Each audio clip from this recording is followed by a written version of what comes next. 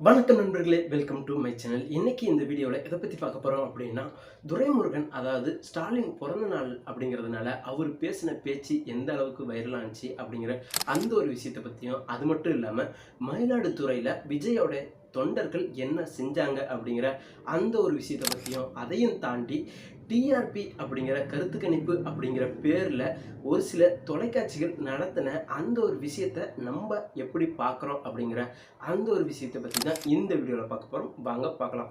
வீடியோக்குள்ளே போகிறதுக்கு முன்னாடி நம்ம சேனலை சப்ஸ்கிரைப் பண்ணல அப்படின்னா தயவுசெய்து சப்ஸ்கிரைப் பண்ணுங்கள்.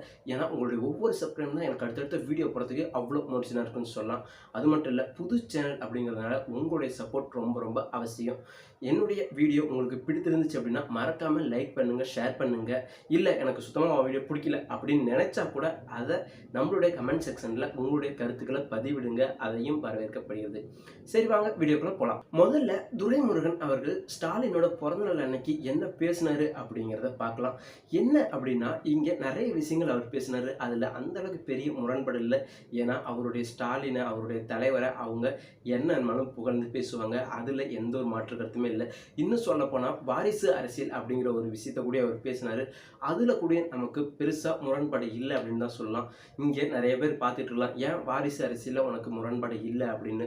இன்னும் சொல்ல போனால் இங்கே வாரிசு இல்லை அப்படிங்கிறதுனால தான் என்னமோ தெரியல, அதிமுகவில் பல பிளவுகளாக பிளந்து போய் இன்னைக்கு அந்த கட்சியோட நிலைமை எந்த அளவுக்கு இருக்குது அப்படிங்கிறது உங்கள் எல்லோருக்குமே நல்லா தெரியும்.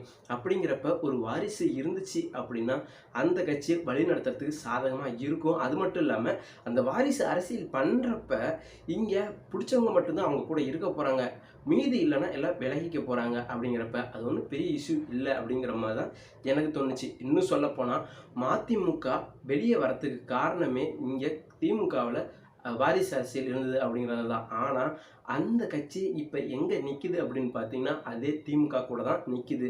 இன்னும் சொல்லப்போனால் தனக்கு ஒரு சீட்டு 2 சீட்டு கிடைக்குமா அப்படின்ட்டு தான் எதிர்பார்த்துட்டு இருக்கிறாங்க. அப்படி தான் இருக்குது. அதையும் தாண்டி அந்த ஒரு சீட்டு 2 சீட்டும் அது யாருக்காக கேட்கப்படுது அப்படின்னா வைகோ அவர்களுடைய பையனுக்கு தான் கேட்கப்படுது. ஸோ வாரிசு அரசியலே வேணாம் அப்படின்னு எதிர்த்து வெளியே போனவருக்கு இப்போ அவருடைய வாரிசு அரசியல் வரத்துக்காக தான் இப்போ அந்த அரசியலும் நடந்துகிட்டு இருக்கு. அப்படிங்கிறப்ப இங்கே வாரிசு அரசியல் சரியா இல்லையா அப்படிங்கிறதெல்லாம் தாண்டி அது சரியான கையில் இருந்துச்சு அப்படின்னா அது கண்டிப்பாக நல்லபடியாக நடக்கும். அப்படி சரியான கையில் அமையலை அப்படின்னா அது எப்படி வேணுமாலும் போகும். அதுக்கு மிகப்பெரிய உதாரணமும் நிறையவே இங்கே இருக்குது. வாரிசு அரசியலை பற்றி பேசினாரு, அதில் நமக்கு எந்த ஒரு பிரச்சனையும் இல்லை. ஆனால் அதையும் தாண்டி இன்னொரு விஷயம் சொன்னார் பாருங்க, இங்கே ஏன் வாரிசு அரசியல் பண்ணக்கூடாது, இப்படி கலைஞரோட பையன் ஸ்டாலின் அவர் பார்க்காத மேடையா, அவர் பண்ணாத பேச்சா அப்படின்ட்டு பேசிக்கிட்டே வந்தார். அதுக்கு அடுத்ததாக நம்மளுடைய உதயநிதி அவர்களையும் சொன்னார். ஏன்னா இங்கே அவர் பாட்டுக்கு ஜாலியாக சந்தோஷமாக வெளியே இருக்கலாம், படத்தில் நடிச்சுட்டு போயிருக்கலாம். ஆனால் இப்போ ஏன் இவர் அரசியலுக்கு வந்தார் அப்படின்னு நான் கேட்டப்போ கூட அவர் சொன்னது இது மாதிரி பண்ணணும், மக்களுக்கு நல்லது பண்ணணும் அப்படின்னு. ஸோ இப்படி அவங்களுடைய சந்தோஷத்தை எல்லாம் தியாகம் பண்ணிட்டு தான் வராங்க அரசியலுக்கு அப்படின்னு சொன்ன அந்த ஒரு விஷயந்தான் எனக்கு பயங்கர காண்டாயிடுச்சுன்னே சொல்லலாம். ஏன்னா இங்கே யாரும் நீங்கள் வாங்க வாங்கன்னு சொல்லி வரவேற்கலாம் இல்லை. அது மட்டும் இல்லாமல் நீங்கள் உங்களோட வேலையை பார்த்துக்கிட்டு இருங்க. இப்போ அவங்களுக்கு தியாகம் பண்ண முடியல அப்படின்னா கூட உங்களுடைய கட்சியில் அடிமட்ட தொண்டனில் இருக்கிறான் பார்த்தீங்களா, அவங்களுக்கு ஒரு போஸ்டிங் கொடுத்து பாருங்க, அவன் சந்தோஷமாக ஜாலியாக செஞ்சுட்டு போயிட்டு இருப்பான். அப்படி இருக்கிற ஒரு வேலையை நீங்கள் ரொம்ப தியாகம் பண்ணி தான் நான் பண்ணுறேன் அப்படின்னு சொல்கிறது தான் என்னால் ஏற்றுக்க முடியல. இன்னும் சொல்லப்போனால் ஒரு சாமானியனா என்னால் கண்டிப்பாக அதை ஜீரணிக்கவே முடியல அப்படின்னு சொல்லணும். ஏன்னா இங்கே யாரும் தன்னுடைய சந்தோஷத்தை எல்லாம் ஜீரணிச்சுக்கிட்டு தியாகம் பண்ணிட்டுலாம் இங்கே அரசியலுக்கெலாம் வரல. இங்கே வரவங்க எல்லாரும் மோஸ்ட்லி முக்கால்வாசி நான் சொல்கிறேன், இங்கே வர்றது எல்லாம் சம்பாதிக்கிறது தான். தனக்கு ஒரு பண அதிகாரம் வேணும், பதவி அதிகாரம் வேணும் அப்படிங்கிற அந்த ஒரு ஆசையில் மட்டும்தான் இங்கே அரசியலுக்கு வராங்க.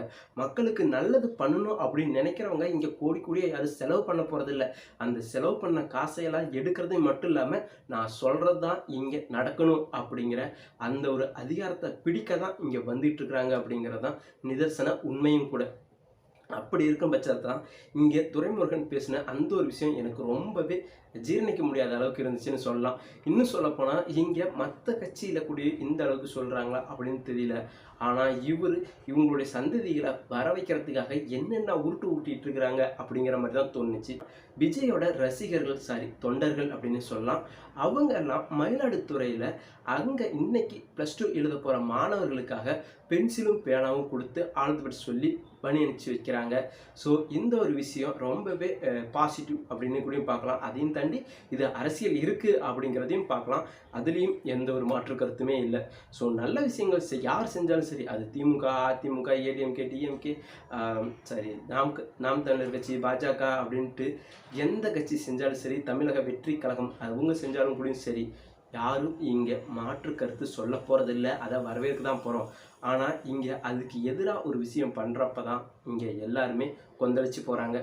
ஸோ அதையும் தாண்டி இன்னொரு விஷயம், இங்கே கருத்து கணிப்பு அப்படிங்கிற பேரில் கருத்து திணிக்கப்படுது அப்படின்ட்டு நம்மளே ஆல்ரெடி ஒரு வீடியோவில் போட்டிருப்போம். அதையும் தாண்டி இன்னொரு டைமென்ஷனில் இங்கே ஒரு வியூ பார்த்தேன். அதுவும் ஒரு திமுகவுடைய சப்போர்ட்டர்ஸ் தான் சொல்லிட்டு இருந்தாங்க. பட் அந்த வியூத்தில் நம்ம யோசிக்கவே இல்லையே அப்படிங்கிற அந்த ஒரு எண்ணம் தான் இப்போ இந்த வீடியோ பேசுகிறதுக்குரிய ஒரு காரணம்னு சொல்லலாம். இன்னும் சொல்லப்போனால் இங்கே எல்லாருமே என்னுடைய முதல் வீடியோவில் கூட சொல்லியிருப்பேன், எப்படி அதிமுகவை ஓவர் கம் பண்ணி பாஜக வந்திருக்க வாய்ப்பே இல்லை, இது எல்லாம் ஃபேக்கு, இதை பொறுத்திருந்து பார்த்தாலே தெரிஞ்சிடும், இவங்க தப்பான சர்வே தான் எடுக்கிறாங்க, தன்னுடைய கூட்டணி கட்சியை நல்ல பேர் எடுக்கணுங்கிறதுக்காக இப்படி எடுத்துக்கிட்டு இருக்கிறாங்க அப்படின்னு நம்மளே கூட பதிவு பண்ணியிருக்கிறோம். ஆனால் இங்கே திமுகவுடைய சப்போர்ட்டர் ஒருத்தர் என்ன சொல்லியிருக்காரு அப்படின்னா, அதை வேறொரு டைமென்ஷனில் பார்த்துருக்கிறாரு. இன்னும் சொல்லப்போனால் அது ரொம்ப நல்ல ஆரோக்கியமான டைமென்ஷன் அப்படின்னு கூட சொல்லலாம். எப்படி அப்படின்னா, இங்கே இவங்க இப்போ சொல்லியிருக்கிற பர்சன்டேஜ் அப்படின்னு பார்த்தீங்கன்னா 17 சம்திங் 18 சொல்லியிருந்தாங்க இல்லைங்களா? ஸோ அந்த பர்சன்டேஜ்லேருந்து இன்னும் கொஞ்சம் கம்மியாகிறதுக்கு வாய்ப்பு இருக்குது. அவங்க சொன்ன பர்சன்டேஜே வந்துடாது, ஆனால் அதை விட கம்மியான டிஜிட்டலில் வரும். இன்னும் சொல்லப்போனால் 12, 13 அப்படின்னு கூட வரதுக்கு வாய்ப்பு இருக்குது.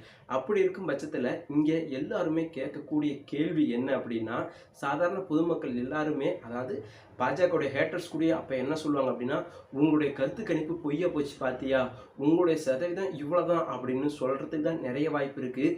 ஆனால் 3% இருந்த இந்த கட்சி எப்படி 12%க்கு வந்துச்சு அப்படிங்கிற அந்த ஒரு கேள்வியை யாரும் அப்போ கேட்க மாட்டாங்க. என்ன காரணம் அப்படின்னா, இப்போவே அவங்களுடைய பொது புத்தியில் எல்லார் புத்தியிலையும் பதிய வச்சிருக்கிறது அவங்க 18% வந்துடுவாங்க அப்படிங்கிற மாதிரி அந்த கருத்து திணிப்பு தான் இப்போ அவங்கள அந்த கேள்வி கேட்க விடாமல் பண்ணுது அப்படின்னு அந்த ஒரு விஷயத்தை அவர் சொல்லியிருந்தார். அது ரொம்பவே சரியான விஷயம் அப்படின்னு எனக்கு தோணுச்சு. இப்பயும் சொல்கிறேன், நம்மளுடைய சேனலில் வர்றது முன்னுக்கு பின் முரணாக இருக்கும் அப்படின்னா, ஒரு கட்சி நல்லது பண்ணால் அந்த டைமில் பாராட்டுறதும், அதே கட்சி தவறு பண்ணுச்சுன்னா அதை கண்டிப்பாக சுட்டி காட்டுவோம். அப்படிங்கிறப்ப இவன் ஏன் முன்னுக்கு பின் பேசுகிறான் அப்படின்னு நினைக்க வேணாம். ஏன்னா இங்கே இருக்கிற ரியல் ஃபேக்டை சொல்லணும். ஒரு மனுஷனுக்கு எப்பயுமே 2 பக்கம் இருக்கும். கண்டிப்பாக எல்லா இடத்துலையும் எல்லாருக்குமே நல்லவனாக இருக்க முடியாது இல்லைங்களா? ஏதோ ஒரு சில பேருக்கு கெட்டவனாக இருக்கிறதுக்கு வாய்ப்பு நிறையவே இருக்குது. அப்படிங்கிற பட்சத்தில் தான் ஒரு கட்சி எப்பயுமே தப்பாக மட்டுமே பண்ணிகிட்டு இருக்காது. அதுவும் இவ்வளோ நாள் ஸ்டாண்ட் பண்ணிகிட்டு இருக்க முடியாது. அப்படிங்கிற பட்சத்தில் தான் நான் இந்த ஒரு விஷயத்தையும் சொல்கிறேன். ஸோ அதனால தான் சொல்கிறேன், திமுக அவர்கள் வச்சுருந்த இந்த ஒரு விஷயத்தை நீங்கள் எப்படி பார்க்குறீங்க அப்படிங்கிறதையும் நம்மளுடைய கமெண்ட் செக்ஷனில் பதிவிடுங்க. ஏன்னா இது ஒரு வேல்யூ பாயிண்ட் அப்படிங்கிறது எனக்கு கொஞ்சம் வேல்யூவில் தான் தெரிஞ்சுது. உங்களுக்கு அது எப்படி தெரிஞ்சிருக்கு அப்படிங்கிற அந்த ஒரு விஷயத்தையும் பதிவு பண்ணுங்கள். அதையும் தாண்டி இங்கே இன்னொரு திராவிட கட்சி அழிய போகுது அப்படின்னு சொல்கிறாங்க. அது மேக்ஸிமம் பார்த்தீங்க அப்படின்னா அது அதிமுகவாக தான் இருக்கும்.